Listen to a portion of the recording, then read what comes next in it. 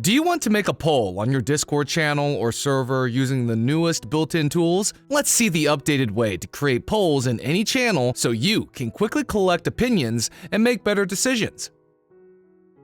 First, you gotta launch Discord on your computer. Then, go to your channel. To create or start a poll, click on this plus sign. And then, select Create Poll.